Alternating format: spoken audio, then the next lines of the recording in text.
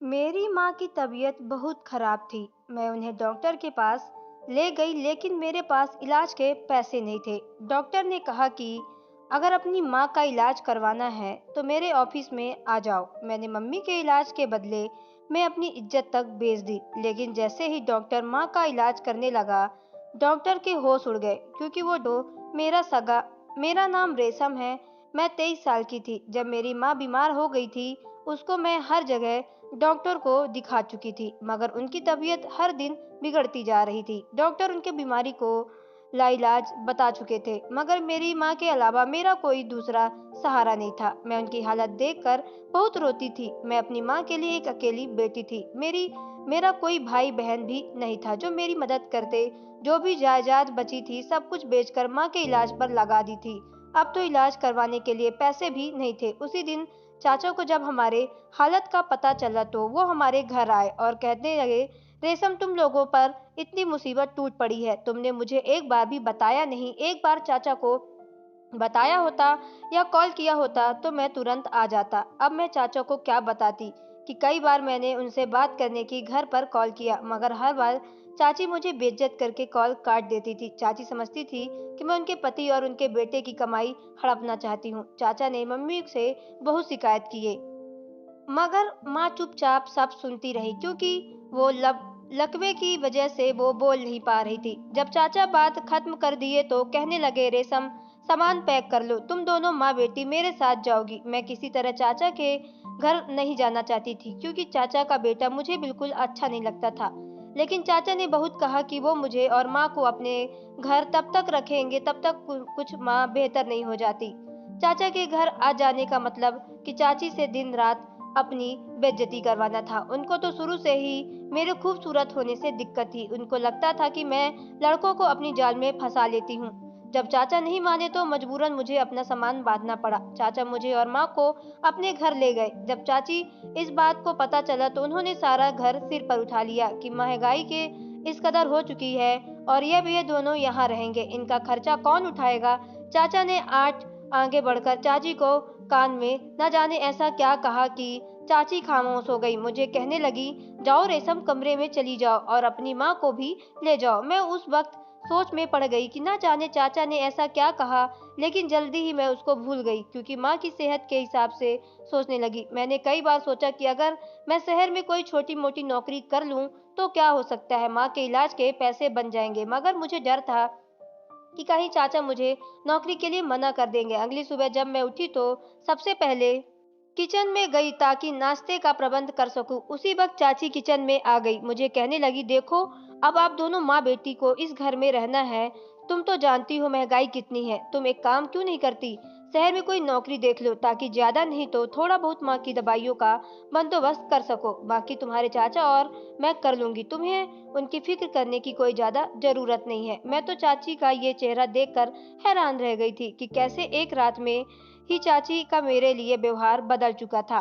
चाची बिल्कुल बदल चुकी थी। हम दोनों को माँ बेटी को बहुत अच्छे तरीके से ख्याल रखती। ना जाने चाचा ने उनको क्या कहा था कि उनका अपना व्यवहार बदलना पड़ा। जो भी हो, मुझे तो खुशी इस बात की थी कि अब मैं नौकरी कर सकती थी क्योंकि चाची ने खुद ही मुझे ये कह दिया। अब मुझे किसी बात का डर नहीं था। मैं उसी दिन कमरे में आकर माँ को अपनी नौकरी करने की बात बता दी ताकि उनको पता हो कि उनकी बेटी सारा दिन क्या करती है। माँ ने नौकरी करने के लिए मुझे मना कर दिया था क्योंकि वो ये बात अच्छे से जानती थी कि अब हम चाचा के घर रहते हैं, इसलिए छोटे मोटो जरूरतों खुद पर करने होंगे। मेरी एक दोस्त शीतल शहर में काम करती थी। मैंने उससे बात की तो वह कहने लगी, रेशम तुम 2 दिन रुक जाओ, मैं ही एक ऑफिस में तुम्हारी नौकरी की बात करूंगी। अगर तुम्हारे यहाँ बात पक्की हो गई तो बहुत अच्छी बात है। ऐसे में हम दोनों सहेलियां मिलजुल कर काम करेंगे। शीतल की बात से मुझे अच्छा लगा क्योंकि मैंने पहले कभी भी शहर में काम नहीं किया था। दिमाग में एक डर था कि न जाने शहर का माहौल कैसा होगा, मैं सब कुछ मैनेज कर पाऊंगी कि नहीं। इसी सोच में मेरे 2 दिन निकले। तीसरे दिन शीतल घर आ गई और मुझे कहने लगी, तुम्हारी किस्मत बहुत अच्छी है। मैंने कल ऑफिस में जब तुम्हारी बात की तो बॉस ने उसी वक्त नौकरी पक्की कर दी। उन्हें एक मेहनती लड़की की जरूरत थी और तुम उसके लिए सही हो। तुम्हें खुश होना चाहिए, तुम्हारी तनख्वाह भी ज्यादा होगी। और शीतल की बात सुनकर जहां मैं खुश थी वहां एक डर भी था। दिल में कुंडली मारकर बैठा था कि पता नहीं दफ्तर का मालिक कैसा होगा। अगले दिन पूजा करके मैं शीतल के साथ ऑफिस चली गई। वहां मुझे खबर मिली कि जिस मालिक ने मुझे रखा था कुछ दिनों के लिए किसी काम के सिलसिले से दूसरे शहर चला गया है। यह कंपनी सर्जिकल की यानी कि मेडिकल के औजार बनते थे। मुझे शीतल के साथ ही कुछ दिन रखा गया था कि मैं अच्छी तरह से काम सीख जाऊं। शुरुआती दिनों में मैंने ये दफ्तर अपना थोड़ा अजीब लगता था, लेकिन फिर मैं धीरे धीरे इस माहौल में ढल गई। अब मैं रोज शीतल के साथ दफ्तर जाने लगी। अब जब छुट्टी होती तो शीतल के साथ ही घर वापस आ जाती। मुझे इस दफ्तर में आए 10 दिन हो चुके थे, लेकिन अभी तक दफ्तर के मालिक से मिली नहीं थी और ना ही मैं जानती थी कि वो कौन है और कैसा है। एक बार उससे मिलना चाहती थी जिसे बिना देखे मुझे इंटरव्यू लिए मुझे नौकरी पर रख लिया, क्योंकि मैंने सिर्फ इंटर पास किया हुआ था। पापा ने खुद मुझे वहाँ दुनिया से चल बसे। उसके बाद मैं पढ़ाई छोड़ दी थी। एक दिन माँ की तबीयत बहुत ज़्यादा खराब हो गई। मुझे चाची फ़ोन आया। उस वक्त मैं ऑफिस में थी। मुझे फ़ोन करके कहने लगे, तुम्हारी माँ बहुत ज़्यादा बीमार है, तुम घर चली जाओ। मैं बहुत डर गई, क्योंकि चाची का भी फ़ोन पर बहुत ज़्यादा परेशान लग रही थी। मैंने जल्दी से शीतल को बताया और तुरंत घर चली गई। घर आकर मैंने देखा तो माँ की हालत बहुत बुरी थी। मैं माँ को लेकर हॉस्पिटल चली आई, लेकिन डॉक्टर ने माँ की हालत देखकर मुझे जवाब दे दिया। कहने लगे, आप इन्हें दिल्ली ले जाएं। उस वक्त मेरे पास थोड़े से पैसे पड़े हुए थे, तो माँ को दिल्ली ले आई। नहीं चाहती थी कि पैसों की वजह से मेरी माँ को कुछ भी हो। मैंने माँ को हॉस्पिटल में भर्ती करवा दिया। डॉक्टर काम कर रहे थे। उन्होंने मुझे हिम्मत रखने के लिए कहा कि वे अपनी तरफ से पूरी कोशिश करेंगे कि माँ ठीक हो जाए।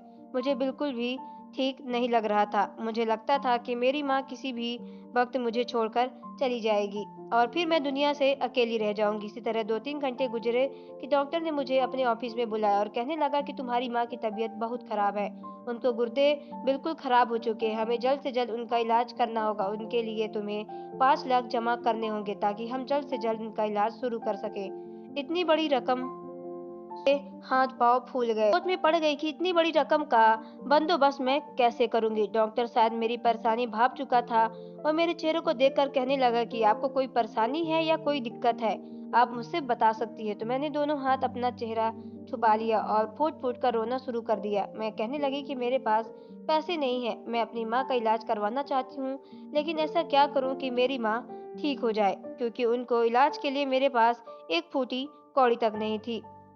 मैं उनको बहुत मुश्किल से दिल्ली तक लेके आई हूँ। डॉक्टर सोच में पड़ गया और मेरे कंधे पर दबाव डालकर कहने लगा कि तुम परेशान नहीं हो, आज शाम तुम मेरे ऑफिस में आ जाना। मैं तुम्हें काम दिलवा दूंगा और पैसे भी दूंगा, जिसमें तुम अपनी आसानी से अपनी माँ का इलाज करवा सकोगी। देखो, अगर तुमने मेरी बात ना मानी तो शायद तुम्हारी माँ जिंदगी से हाथ धो बैठे। मैं अपनी माँ को किसी भी तरह से खोना नहीं चाहती थी। मैंने डॉक्टर की बात मान ली और शाम को मैं डॉक्टर के दिए पते पे उसके दूसरे ऑफिस में जा पहुंची।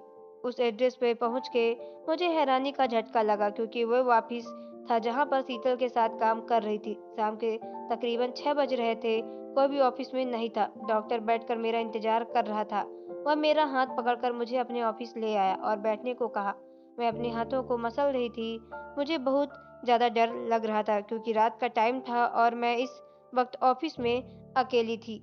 मुझे बैठे हुए थोड़ी देर हुई थी कि डॉक्टर मुझे बात करना शुरू किया और कहा कि तुमको अपनी माँ का इलाज करवाना है ना, तो तुम मेरे लिए क्या कर सकती हो। मैंने कहा, सर आप जो कहेंगे मैं करूँगी, बस आप मेरी माँ को ठीक कर दें। तो वो मेरी बात सुनकर कुछ देर सोचकर कहने लगा, तुम मुझसे रिश्ता रखना होगा, जो मैं मांगूंगा तुम मुझे दोगी। अगर तुम मेरी बात मानती हो तो मैं तुम्हारी माँ का सारा खर्चा खुद उठाऊंगा, और अगर तुम मुझे मना करती हो तो मैं तुम्हारी माँ को हॉस्पिटल से चली जाना। डॉक्टर की बात मानने के अलावा मेरे पास कोई दूसरा रास्ता भी नहीं था। समझ चुकी थी कि उसका इशारा मेरे जिस्म की तरफ है। मैंने डॉक्टर से कहा, आप मुझे काम दे दे, आप हर महीने मेरी तनख्वाह रख लीजिएगा। तुम मुझे मासूम हो, इतनी रकम कौन देता है। तुम मेरा काम करो, मैं तुम्हारा काम कर दूंगा। मजबूरन मुझे अपनी माँ की खातिर उसके इलाज के लिए अपनी माँ की इज्जत उसको देनी पड़ी।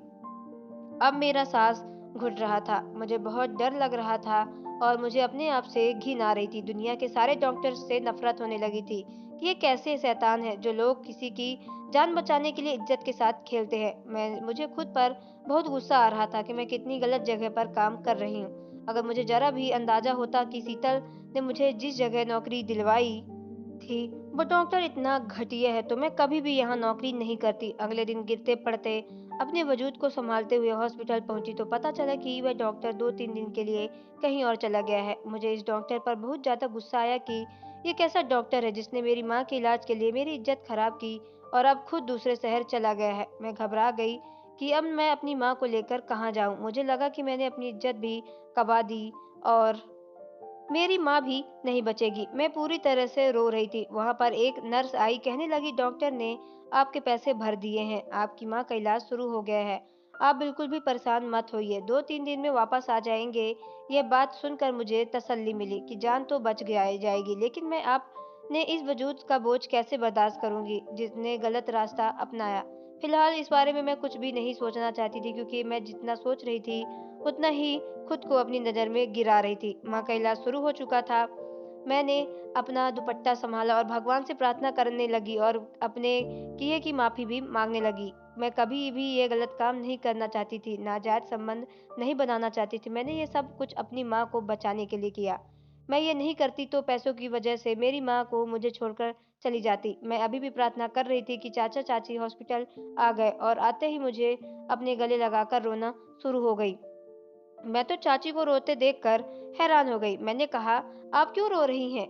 आप टेंशन ना लो, अम्मी ठीक हो जाएगी। चाचा कहने लगे कि मैंने तुम्हें कहा नहीं ढूंढा, हम दोनों ने दिल्ली का कोई हिस्सा नहीं छोड़ा। तुम कहाँ चली गई थी? एक बार फोन करके मुझे बताया तो होता। तुम अपनी माँ को एक हॉस्पिटल में लेकर आई हो। मैंने सोचा चाची आपको क्या बताती, आप बताने को कुछ बाकी ही नहीं रहा। चाची मेरे साथ अच्छे से बर्ताव कर रही थी। चाचा ने चाची को इशारा किया, कुछ देर के लिए इस तरफ आ जाओ, मुझे तुमसे बात करनी है। तो चाची उनकी बात सुनने के लिए चली गई। मैं बैठी रही। मुझे वहां बैठे 10-15 मिनट हुए कि माँ को देखने के लिए उनके कमरे की तरफ चली गई। मुझे चाचा के बोलने की आवाजें आ रही थी कि चाचा चाची को समझा रहे थे कि तुम्हें अच्छा बर्ताव रखना है, देखो इसी से हमारा फायदा है। चाचा की बात मेरी समझ में बिल्कुल भी नहीं आ रही थी। जब चाचा ने अगली बात की तो मेरे होश उड़ गए।